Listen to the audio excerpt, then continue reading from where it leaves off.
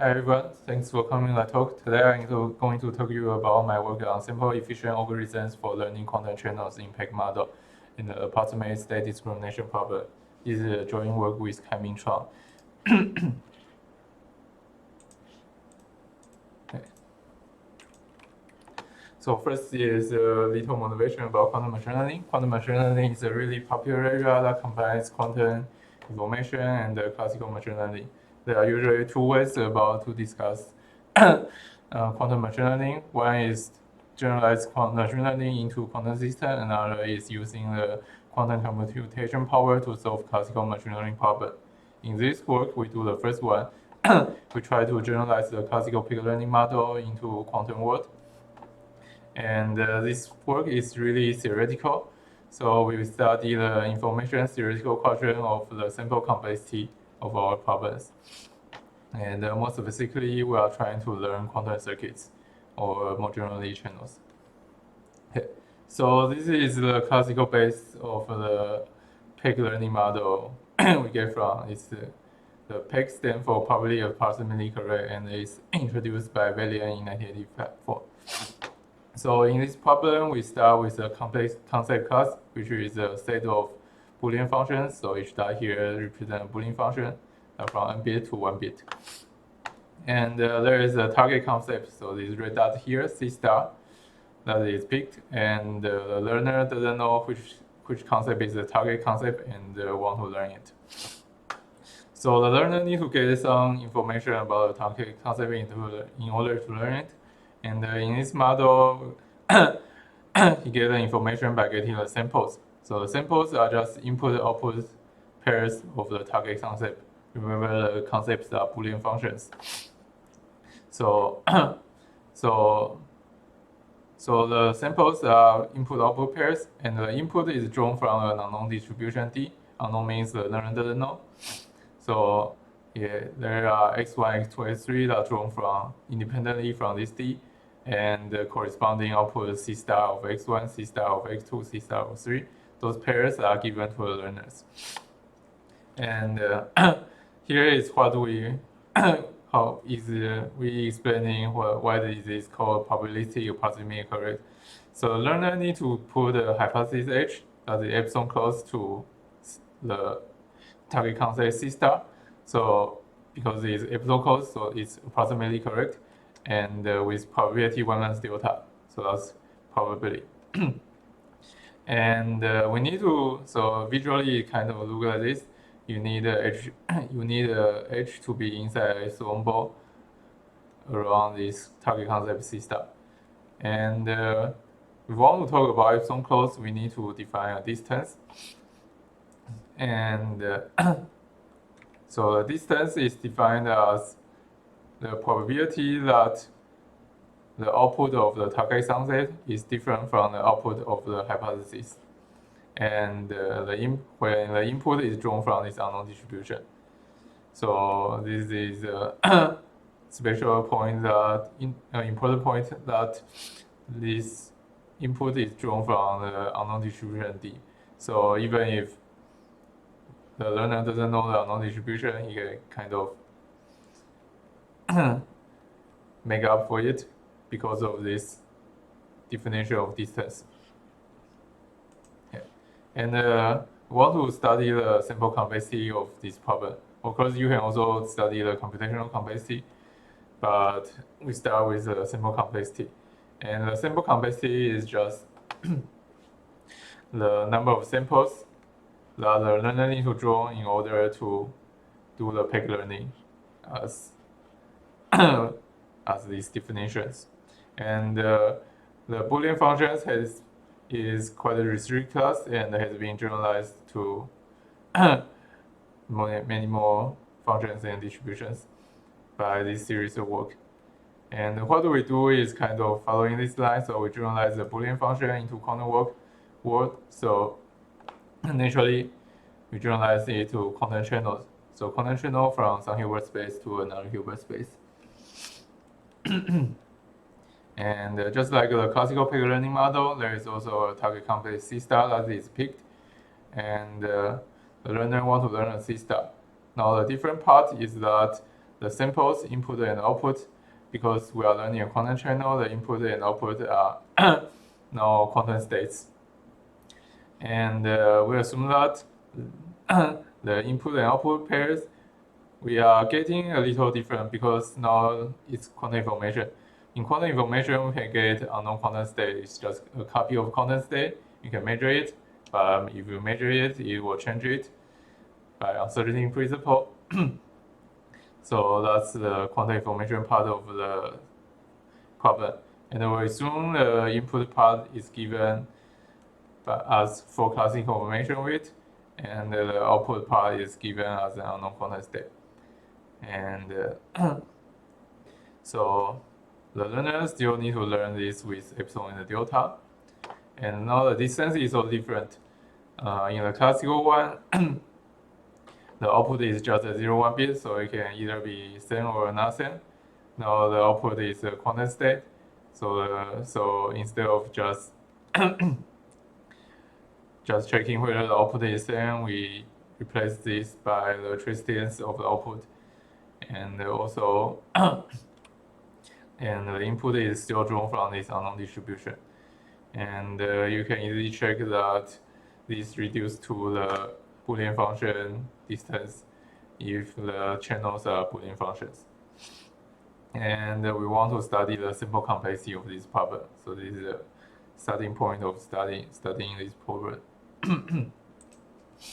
And I want to justify a little bit about our choice of samples we get. So we want to learn this as a quantum information problem. So naturally, you should have output as unknown quantum state. And you can think of this as a very practical outcome in a real-world situation. So if you want to learn a unknown quantum circuit, you will give it some output, and the output, you give it some input, and the output will be an unknown quantum state that we can measure. So this is similarly to other quantum information problem. For example, in tomography, you also get many copies of unknown quantum state. And you might ask, then why don't we also have the input as unknown quantum state? That's because of no cloning theorem. If you have an input state and it goes through the circuit, then it turns into the output, then you don't have the input anymore. So it's weird to hold both the input and output as the unknown quantum state. Then, so we might as well just assume that we have full classical information of the input. Okay. And before we go to our result, we talk about the classical result on simple complexity of PAC learning. We will kind of draw parallel from. So the simple complexity of classical PAC learning is really well studied. So it's theta tilde of log size of the concept class, and that's quite standard epsilon and delta, so plus 1 over delta, log 1 over delta over epsilon. And I say it's tightly characterized, so this log C is actually not the most tight bound we have, even though it's big theta here. So more precisely, the log C should be replaced by the VC dimension of the concept class. And we won't go into detail of VC dimension. Okay, so this big theta here can be split into upper bound part and lower bound part. So upper bound part can be done by an Occam's razor algorithm, and it's the most natural algorithm we'll think of. So what it did is just it keep drawing samples, and you have Boolean functions here, so you can just check whether your Boolean function is consistent with your sample draw. And you just reject everything that's inconsistent with your sample. And you can prove that with high probability. Everything that's outside this epsilon ball. Everything outside the epsilon ball has a constant probability to get rejected with each sample draw. So if you draw log C samples, then everything outside the epsilon ball will be rejected with high probability. And the lower bound is just by counting, because each sample drawn can only reject at most one half of the samples. Sorry, at most one half of the concepts. So you need at least log C to get down to your target concept if this epsilon ball don't have too many concepts. Okay. And now we draw this parallel and go to our sample complexity of quantum mechanical learning. And our main result is about upper bound. So we construct two algorithms that has good efficient sample complexity for quantum mechanical learning. So the difference is that when the first algorithm needs more extra assumption that the output of the channels are always pure. Yeah. The output of the channels are always pure if you also have some restriction on this D. And if the output states are pure, then it is very similar to the classical result. We have order log C plus 1 over delta over epsilon squared. So we just change epsilon to epsilon squared, and that's very common in quantum machine learning. But if the output states are mixed, so the more general case, then we need to pay a polynomial factor in log C. So our algorithm has complexity log cube C times log C plus 1 over delta over epsilon squared. So it's fourth power in log C. And the one thing remarkable is that both algorithms complexity is independent of the dimension of output states. Because if you look at the classical result, you might think it's pretty natural. It doesn't depend on the input-output size. But if you think about quantum information, you are kind of learning information from a potentially very large dimensional quantum state. And we know that if you want to do tomography on a large dimensional quantum state, that require many copies. But our algorithm is independent of the Hilbert space size. So that's pretty nice. And also it has good scaling with the concept class size. It's polylog in concept class size. That means that if you want to learn a polysize quantum circuit and you run our algorithm, you only need polysize samples. And we also have a lower bound, but it's much less involved. It's a pretty easy lower bound that is linear in log C, and that's just you can just get this by throwing an epsilon n over your state and do a counting argument. Now I want to talk about this approximate state discrimination that I also mentioned in title. So the motivation for this problem is that we want to study this quantum mechanical learning, and we noticed that the hard part of quantum mechanical learning is actually doing the quantum information. That is, you want to extract information from this output state that are unknown quantum states. So yeah.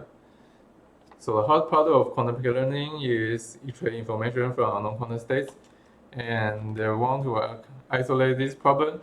So we just restrict our problem to a case where the concepts are all constant output.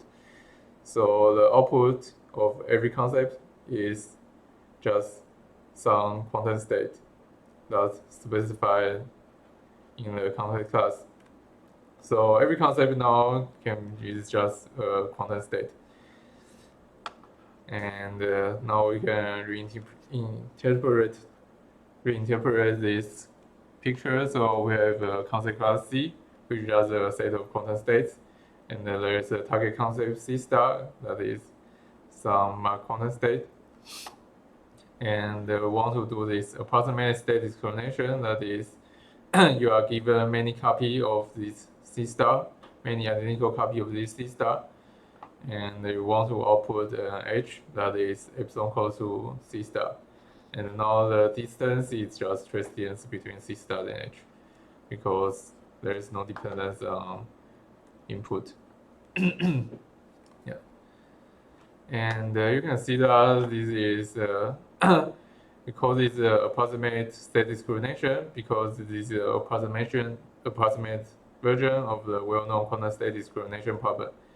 And this problem is actually a hybrid between quantum state homography and quantum state discrimination. So in this next picture, we have a little table of comparison between different quantum state learning problems. So first one is our approximate state discrimination problem. So we have this promise that our unknown state is come from some finite set S. So this S is actually C in terms of the learning language. So sigma is C star and S is C. And we want to output some rho is actually, we call it H. So we want to output a hypothesis that's epsilon close to the true state. And in the quantum state discrimination problem, we also have promised that our unknown state target concept or constant concept is coming from some set S. But we want to learn it exactly. We want to know exactly what that C star is. And this usually requires some assumption on the minimum distance between states in this set. Otherwise, because two states are too close to each other, cannot be distinguished apart. And in the quantum state homography, you don't have this concept class. You just have an arbitrary quantum state with some Hilbert space dimension. And you want to learn it up to epsilon distance. You want to output the gates to your sigma that's epsilon close. So you can see that this is a hybrid between those things. So on this part is similar to quantum state discrimination, and on this part is similar to quantum state homography. And we also have approximate state discrimination algorithms. So actually, it has exactly same complexity to the quantum peak learning, to our quantum peak learning algorithm. So now it's more natural to say that the states are pure or mixed. So if the states are all pure, then we have this order log C algorithm, and the states are mixed, then we have this order log 4C algorithm. And it has the identical sample complexity to the peak learning, because the peak learning algorithms, we actually design those two algorithms first and upgrade them into quantum peak learning algorithms, because it's, as I said, this is a hard part of the algorithm, and it's easy to upgrade all the amplification into actual peak learning. And once again, the good part about these two algorithms is that first, unlike tomography, this doesn't depend on Hilbert space dimension. So this having coming from a finite state helps a lot. So, and unlike the state discrimination, it doesn't require minimum distance between states. So this is where the approximate output part helps us. So we kind of do better than algorithms of both of these problems. And now we go into the technical part of how we actually construct our algorithm for approximate state discrimination. So first is the algorithm of pure state, and the idea is quite simple. So it's just in one slide. So the key idea is this random orthonormal measurement theorem by Perner-Sen. It says that if you have two density matrix and you do a random orthonormal measurement on them, then so you will get two corresponding output distribution. Then the trace distance between the distribution is upper bounded by a universal constant times the forbiddenness norm between those two states. Then if the two states are Then if the two states are pure, then the forbiddance norm is upper bound by the trace distance. So you have this output distribution distance is lower bounded by a good value. Then the algorithm is just taking many samples to amplify this. So the algorithm is that you take many samples, and each sample you do a different random orthonormal measurement. Then you look at the joint distribution of many samples, and you just do a maximum likelihood estimate. Because you amplify this enough, because this has a bounded distance, and you amplify it, you can exponentially amplify it. So everything that's epsilon ball far away has a very small probability to pass this maximum likelihood estimate. And you can do a math that show you log C samples is enough to do pure state case. And about the mixed state case is more involved. So the idea is that we want to mimic the classical consideration algorithm and do kind of binary search. That is, we want to recursively eliminate. So in this picture, we want to recursively eliminate the concepts that's epsilon far away from C star. So we want to get rid of a constant fraction of all the wrong concepts each round, and in log C round, we will be left with our epsilon ball. And the hard part is that if we want to do the binary cut, it's hard because we have this kind of pathological case where your concept might line up in a string such that the two endpoints of this, so these two concepts are far away, so you should be able to tell them apart, but because it is a string, so every neighbor in the string is close to each other. Then because of that, so if you want to cut the string into two parts, then no matter where you cut, there is always two states that are very close to your cut, and you just cannot tell them apart. So that's very annoying. So in order to solve this, we cut our concept into three parts. So there is a yes and a no and unknown. So the idea is that if we distinguish between the yes state and the no state, now there is a gamma distance, now there is a finite distance between the yes state and the no state. So you can distinguish them with good probability. So what about the unknown state? Well, it's okay, we just label it over. So the idea is we do a distinguishment between yes state and no state. Then if the result of your distinguishment says that your state comes from the yes state, then you know it must not come from the no state.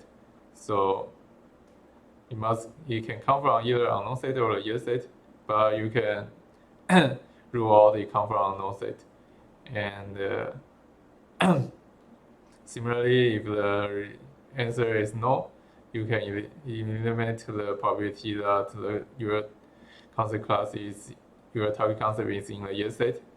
So you can either eliminate the yes state or eliminate the no state, and with the constant fraction of the remaining candidate, then you can do your binary search. Not quite binary. It's a three-part search, but the point is, if you eliminate the constant fraction each round, then this thing will converge in log C round. And so we want to partition our state into three states: yes, no, and unknown. And we still need the algorithm that distinguish yes part and no part. And we formalize this problem and give it a name as bichromatic state discrimination. So this problem is that your state either come from this state or that state, they are far away. and you just want to tell which. You don't need to totally distinguish. So there is a blue set and there is a red set. So you want to tell where your target concept is either blue or red. That's why it's called bichromatic.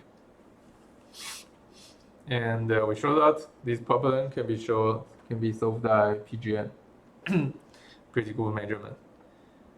And the proof is by adapting quite classical result of AM14 and BKO2 on the analysis of pretty good measurement. Now now put everything together. Our algorithm for mixed state look at this. So it's a recursive algorithm. It runs in many loops. So you start with everything, every concept in C in the candidate set, and we will keep eliminating things in this candidate set. So each loop we starting with the partition subalgorithm. This is actually a bit involved, but we won't go to the detail of it. And the partition subalgorithm will split the candidate set into yes, no, and unknown. And as we say, we solve the bichromatic state discrimination between yes and no. And if it's yes, you know the target concept must not in no, so you eliminate the no from candidate set. And if the answer is no, you eliminate yes from the candidate set. And this will converge because our partition subalgorithm guarantees that the yes and the no set are always a constant fraction of the candidate set. But there are some extreme cases, especially when the algorithm is about to converge. But anyway, with careful analysis, you can show that the algorithm will terminate in log C steps. So like C loops, and each loop, solving BSD also only require log C samples, and that's why we have polylog C. So in BSD only require polylog C samples. So that's why our algorithm can terminate in polylog C, terminate using polylog C samples. And I want to say independent work by Cousin Bedescu and Ryan O'Donnell. They studied in their paper Improved Quantum Data Analysis, where they also study pseudo-tomography. They study this problem of quantum hypothesis selection. And if it compared to approximate state discrimination, you find out that it's actually a generalization of approximate state discrimination. And in terms of learning theory, it's like agnostic learning. And they give algorithm using log cube C samples. So their algorithm is more efficient than our mixed state algorithm, and they solve the most general problem. So it supersedes our mixed state algorithm for approximate state discrimination. But so to boost a little about our algorithm is that the algorithm actually requires many identical copies, whereas our algorithm only uses copies for amplification. So it's not very obvious that the algorithm can be upgraded to an algorithm that solves quantum K learning, which is the problem that we start with. Okay. And in conclusion, we motivate and define this quantum K learning model, where the samples are classical input and quantum output, and we constructed two algorithms for quantum K learning. The first one, you need to promise that the output states are pure, and it's linear in use number of samples linear in log C. And the other one is more general and use log 4C samples. So thank you for your attention.